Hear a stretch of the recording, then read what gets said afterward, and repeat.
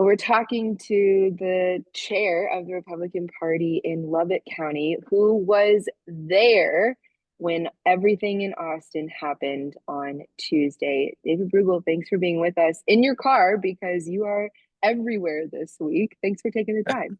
Thanks, Jen. Yeah, I'm still in Austin, Texas. Yesterday, I had the very distinct privilege to witness our own Dustin Burrows be elected Speaker of the Texas House there at our Texas Capitol. Yeah, that's a once in a lifetime opportunity. Talk with me a little bit about the mood before this because I'm watching, from Lubbock and you can see, the very C-SPAN kind of coverage happening from far away, but we don't get to see the mood. Yeah, so there was a lot of tension leading up to this. This is the first speaker's race that's been hotly contested on the floor of the House in my memory. I'm sure back in the old days that this happened more frequently, but going back to the first speaker's race I can remember back in 2003, it was fairly well determined who was going to be the victor going on to the floor session.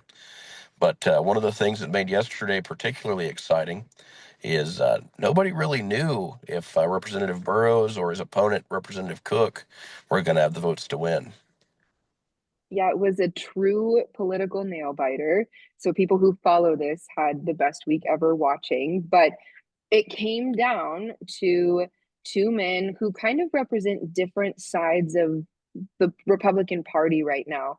There is this idea that the Republican Party is broken or is not able to move forward from this. You're looking at this from a perspective that I'd like to hear because you lead a group of Republicans in a very important part of Texas.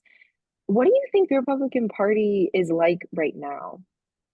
Yeah, so there are a few bad actors in the Republican Party that are working very hard to divide us, to move backwards on the issues.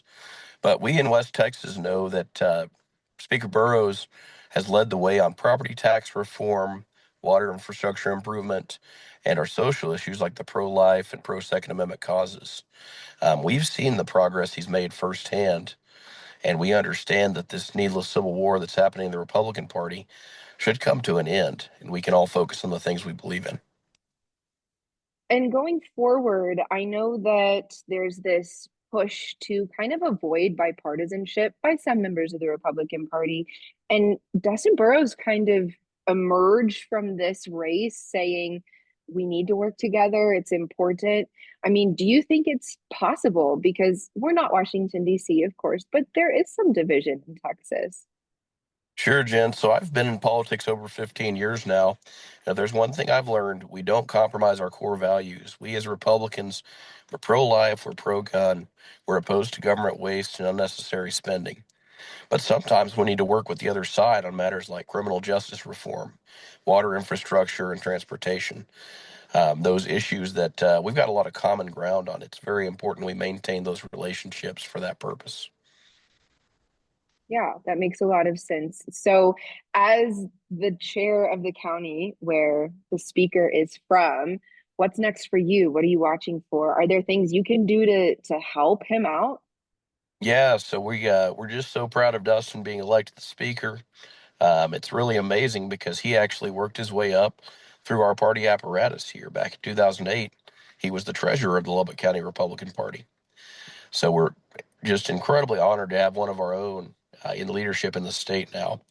And we all stand by him to support him as he makes these many tough decisions that are going to come across his desk.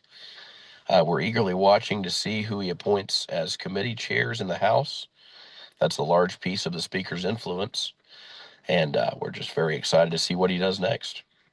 Yeah, definitely. And 2024 already made me want to take a very long nap. I can't imagine that you were much different. It was a busy year, but it started with a March primary that really saw a big competition between Dustin Burrows and Wade Cowan, someone who was coming in trying to disrupt. And it brought a lot of really important people to West Texas.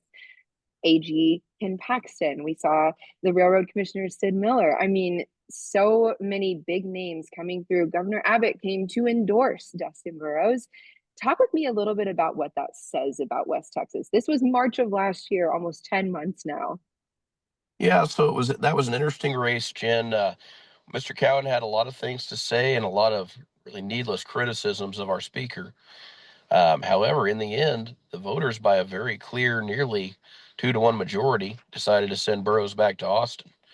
I think that's a reflection of the work he's done and how our people here in Texas, in West Texas, that is, understand his contributions, regardless of what some out of town actors might try to say. Definitely. Is there a message you want the rest of Texas to get when they're seeing the leaders that West Texas brings to the table? Yeah, it's very important to understand that for West Texas to survive long term, we need to have leaders who are focused on our needs. We have unique needs that those in other parts of the state may not share, such as water, the transportation infrastructure, higher education, things of that nature. And we need to continue to do what we've historically done, which is to support champions for our region. West Texas was built on the backs of a number of courageous leaders who did just that, going back all the way to the 1930s.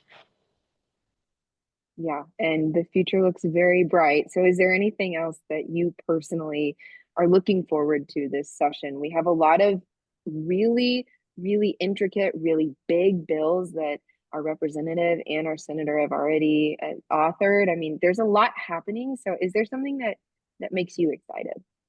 One thing that makes me really excited is Senator Perry and Representative Tepper's work on the water infrastructure.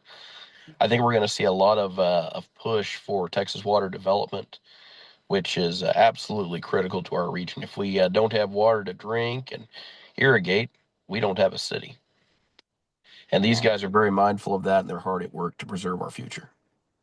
Yeah, I called Perry the water czar the last time we had him on our show because he's so knowledgeable about it. So that'll be definitely something to look for. But I appreciate you taking the time. I know you're all over Texas right now.